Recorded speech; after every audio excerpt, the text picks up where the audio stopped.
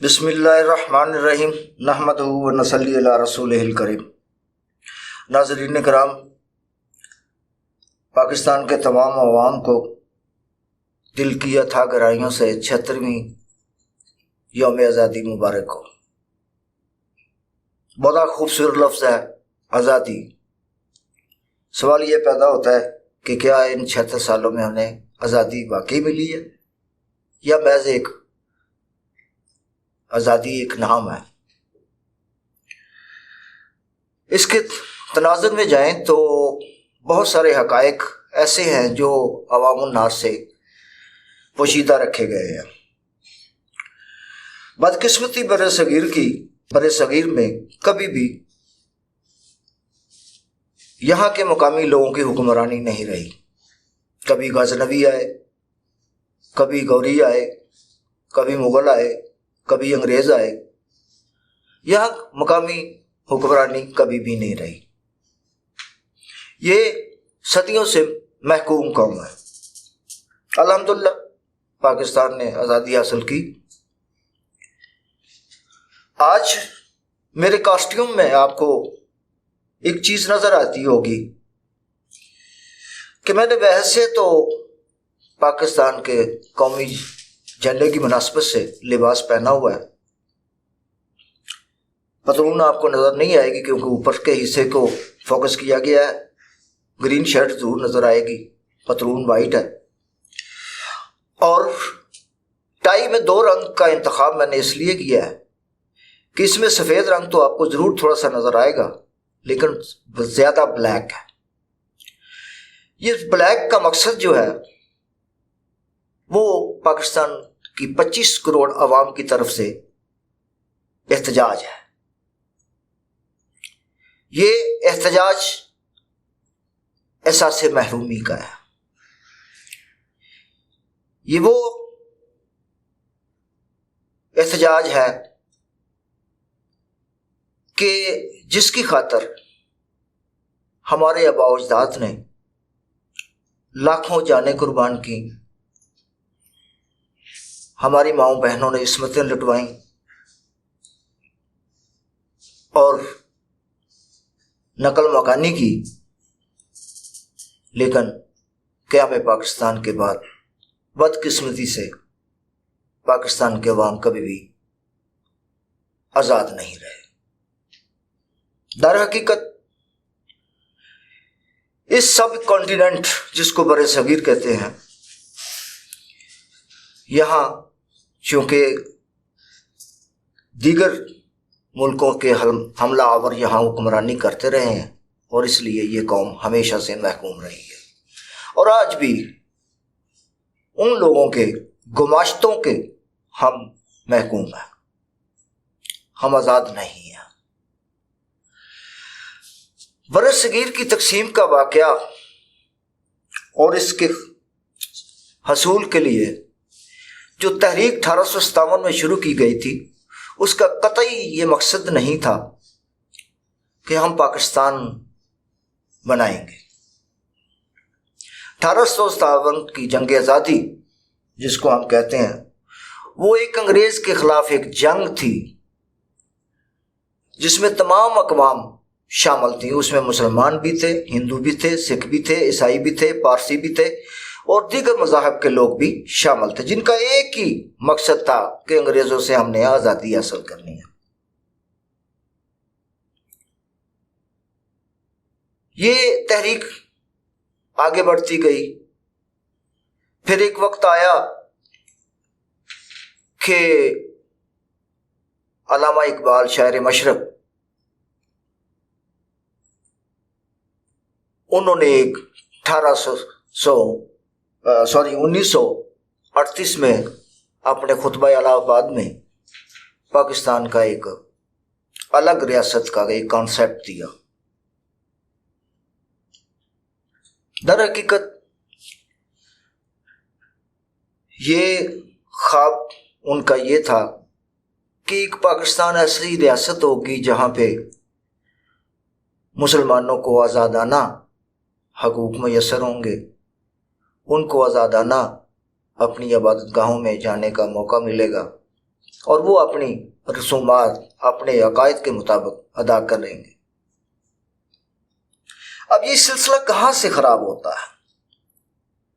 یہ سلسلہ خراب ہوتا ہے، پہلے جنگ آزادی جو تھی وہ انگریز سے آزادی کے حصول کے لیے تھی، لیکن بعد ازاں یہ تحریک پاکستان میں کیسے تبدیل ہوئی؟ 1928 میں جب انگریز نے یہ فیصلہ کر لیا، جب اس کے تمام مقاصد پورے ہو گئے، جب اس نے بر صغیر سے جو حاصل کرنا تھا وہ حاصل کر لیا،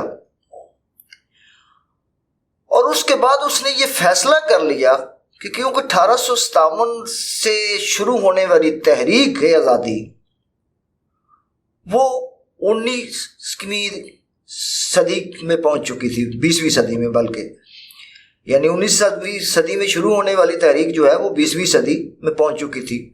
تو اس لیے وہاں کے وائسرائے لارڈ ماؤنٹ بیٹن نے 1928 میں ایک سائمن کمیشن بنایا انڈیا کی تقسیم کے حوالے سے۔ جب وہ سائمن کمیشن بنا تو اسے ہندوستان کی تمام سیاسی جماعتوں، جس میں مسلمانوں کی سیاسی جماعتیں بھی شامل تھیں، خاص طور پہ آل انڈیا مسلم لیگ جو 1906 میں بنی، اس نے بھی مسترد کر دیا، یہاں تک کہ کانگریس نے، نہرو نے بھی مسترد کر دیا۔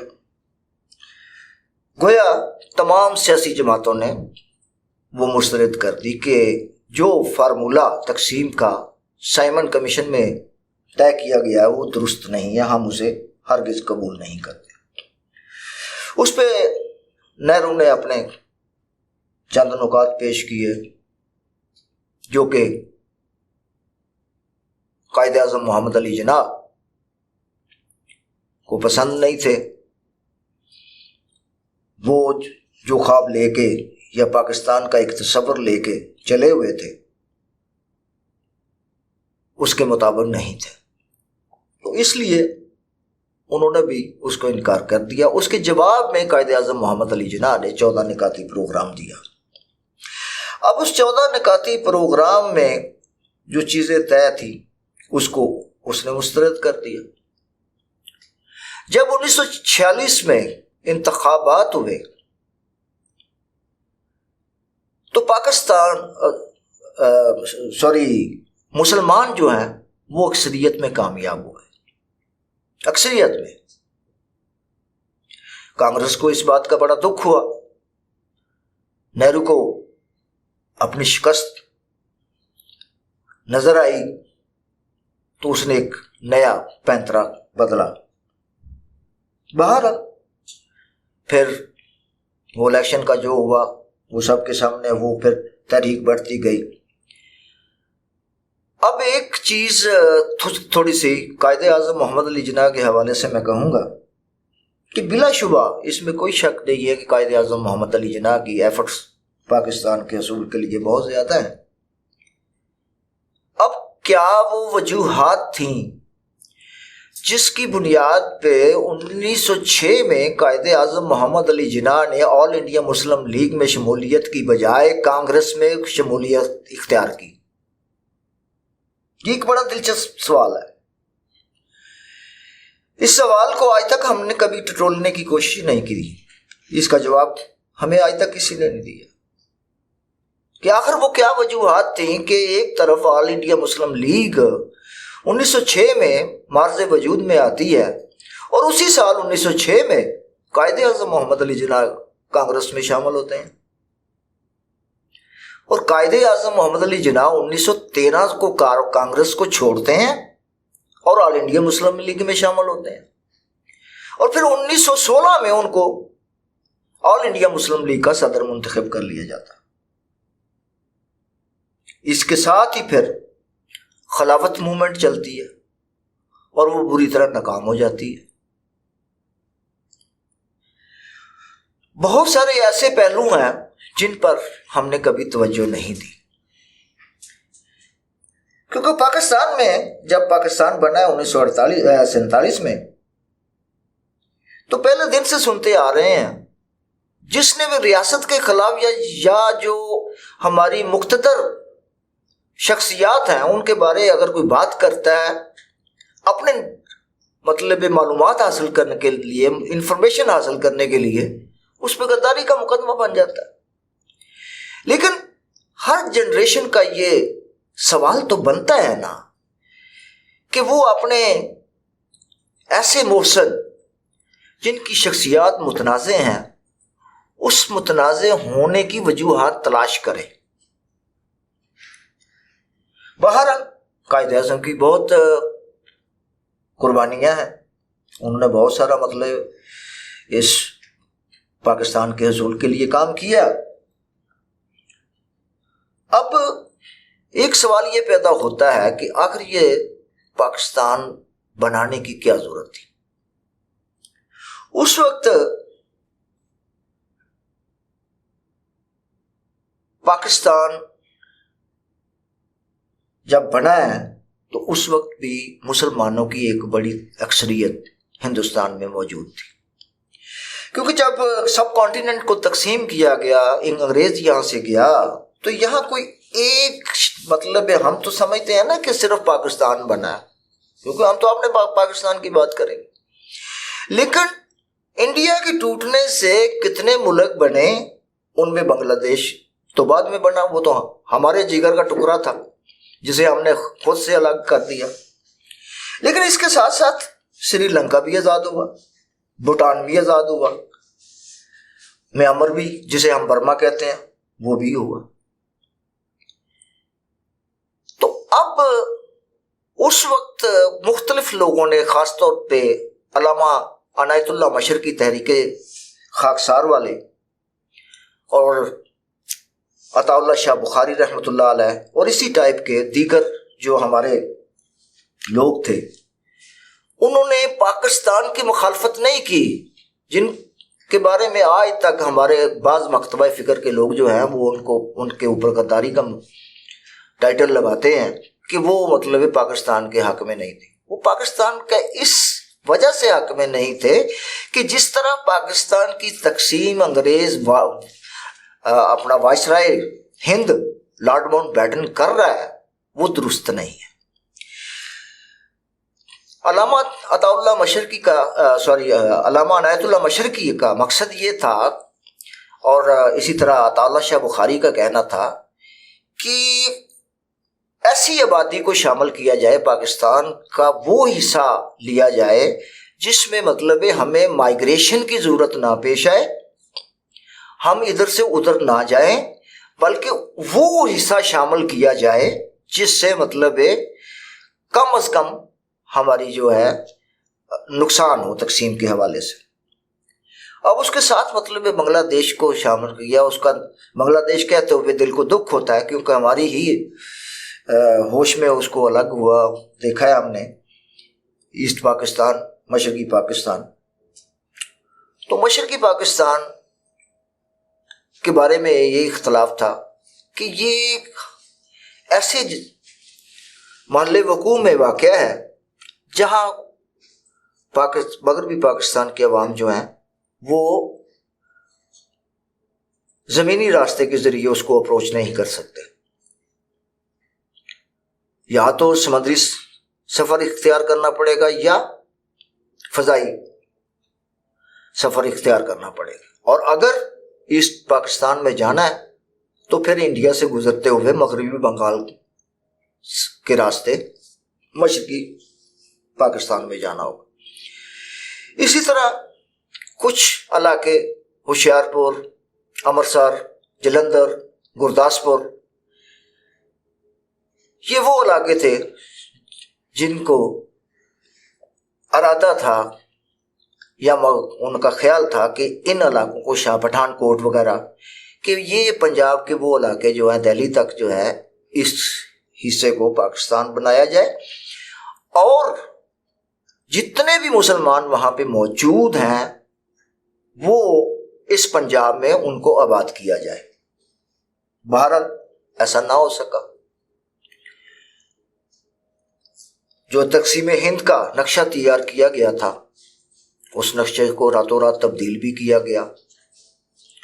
اس میں بعض روایات کے مطابق، بعض لوگوں کی تحریروں کے مطابق پتہ یہ چلتا ہے لارڈ ماؤنٹ بیٹن نے قائد اعظم محمد علی جناح کو کہا تھا کہ اگر آپ مجھے گورنر جنرل بنا دیں تو جناح صاحب آپ جیسا کہیں گے آپ کے پاکستان کے لیے ہم اس خطے کو تقسیم کر دیں گے۔ لیکن قائد اعظم محمد علی جناح نے اس بات سے انکار کیا، حالانکہ آخر یہ کون سی چیز اس سے آگے حائل تھی؟ جب قائد اعظم محمد علی جناح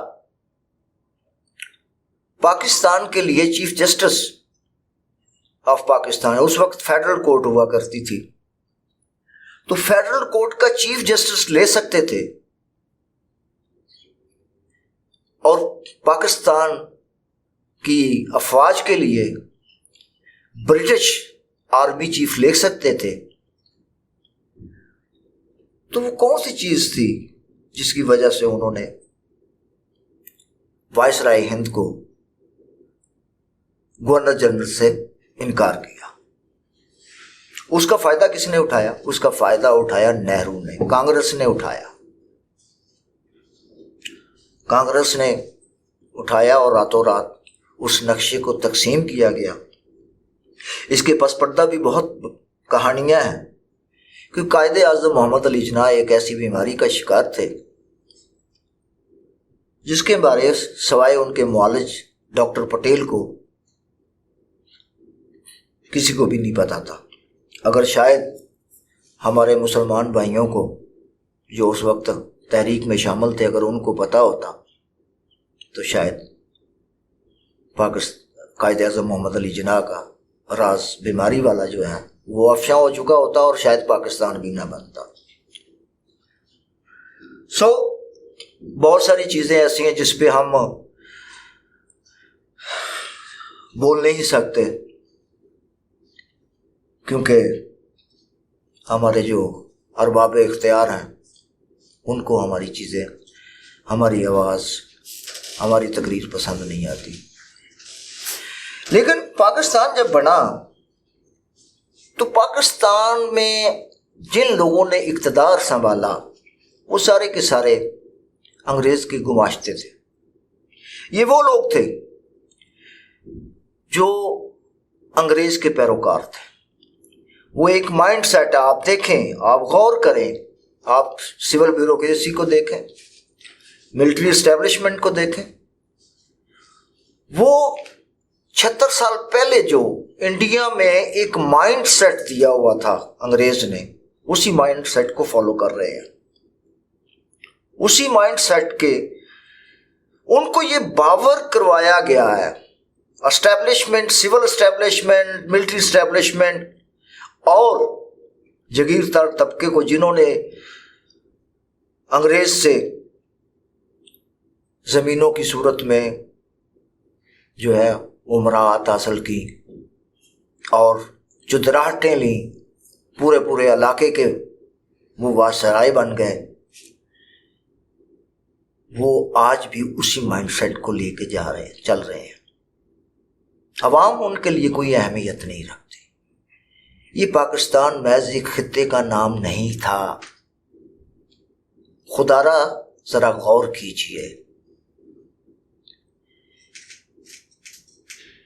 زمینی خطے کا نام پاکستان نہیں ہے۔ پاکستان کے ساتھ 25 کروڑ عوام کے جذبات ہیں، ان خاندانوں کی قربانیوں کی داستان ہے۔ ایک دن اتفاق ہوا، میرے ایک عزیز سے بحث ہو گئی، کہنے لگا کہ جی پاکستان کو تو اللہ تبارک و تعالیٰ نے بنایا، رمضان کے مہینے میں بنایا، 27ویں رمضان کو بنایا، شب قدر کو، اس کی حفاظت کا تو اللہ نے ذمہ دیا ہوگا۔ بے شک میں انکاری نہیں، لیکن سوال یہ پیدا ہوتا ہے کہ اللہ تعالیٰ نے اگر ذمہ لیا ہوا تھا تو مشرقی پاکستان اس سے الگ نہیں تھا. مشرقی پاکستان کا حصہ تھا، وہ 2 ٹکڑے کیوں ہوا؟ اور آج جو ہم صوبائی سطح پہ ایک دوسرے کے دشمن بنے ہوئے ہیں، یہ کیا اس بات کی گارنٹی ہے کہ آئندہ یہ اکٹھے رہیں گے؟ تو یہ کہنا کہ ہم جو مرضی کرتے رہیں تو کامیاب رہیں گے، پاکستان نہیں ٹوٹے گا. مجھے بڑے افسوس سے کہنا پڑتا ہے کہ پاکستان تو بنا لیکن ہم پاکستانی نہیں بن پائے. آج بھی ہم صوبائی تعصب کا شکار ہیں، برادری ازم کا شکار ہیں. دنیا کا واحد ملک ہے جسے ہم پاکستان کہتے ہیں، جو پنجابی، پختون، سندھی، بلوچی وغیرہ وغیرہ کے نام سے جانا جاتا ہے، جبکہ دنیا کے تمام ممالک اپنی شناخت ایک ہی ہے ان کی. حالانکہ کیا ان کے ریاستیں نہیں ہیں، ان کے صوبے نہیں ہیں؟ کیا ریاستہائے متحدہ امریکہ جو 52 اسٹیٹ کا ملک ہے، کیا وہاں ان 52 ریاستوں کا کلچر ایک ہی ہے؟ ہرگز نہیں. انٹرنیشنل لینگویج انگریزی ضرور ہے، ویسے بھی بہت سارے لوگ یہ بات جانتے ہیں کہ 10 کو کے بعد انسان کی ثقافت چینج ہو جاتی ہے، اس کا لہجہ چینج ہو جاتا ہے، اس کے زبان چینج ہو جاتی ہے. تو سوال یہ پیدا ہوتا ہے کہ جب ہم ایک قوم ہی نہیں بن پائے. اور مجھے دوبارہ اپنا عنایت اللہ مشرقی صاحب کی بات یاد آ گئی کہ عنایت اللہ مشرقی صاحب نے کہا کہ جب اگر آپ نے پاکستان یہ حاصل کر ہی لیا ہے تو اب اس کا ایک ہی حل ہے کہ آپس میں رشتہ داریاں کرو. کتنے بد نصیب ہیں ہم کہتے ہیں لا الہ الا اللہ. پاکستان کا مطلب کیا؟ لا الہ الا اللہ. میں تو اس بات پہ بھی اختلاف کرتا ہوں کہ کیسے لا الہ الا اللہ پاکستان ہو سکتا؟ او بھائی، وہ ایک کلمہ ہے، نہیں کوئی معبود سوائے اللہ کے. پاکستان کے ساتھ کیا جوڑ رہے اس کو؟ لا الہ الا اللہ ہے پاکستان کا مطلب کیا؟ یعنی آپ لا الہ الا اللہ کا مفہوم تبدیل کر رہے ہیں، اس کے معنی تبدیل کر رہے ہیں، تو سزا تو ملے گی. ہمیں کوئی مذہبی اعتبار کے حوالے سے بھی ہمیں تقسیم کیا گیا، صوبائی حوالے سے بھی تقسیم کیا گیا. اب تو برادری ازم، یہاں تک میں ابراڈ کئی دفعہ گیا ہوں تو مجھے بڑی حیرت ہوتی ہے. گجرات والا گجرانوالہ والے کے ساتھ نہیں بیٹھتا، گجرانوالے والا جو ہے سرگودے والے کے ساتھ نہیں بیٹھتا، کراچی والا جو ہے وہ سندھی کے ساتھ نہیں بیٹھتا. کیا یہ پاکستان ہے؟ کیا ہم نے اس لیے پاکستان حاصل کیا تھا؟ خدا را ہوش کے ناخن لے.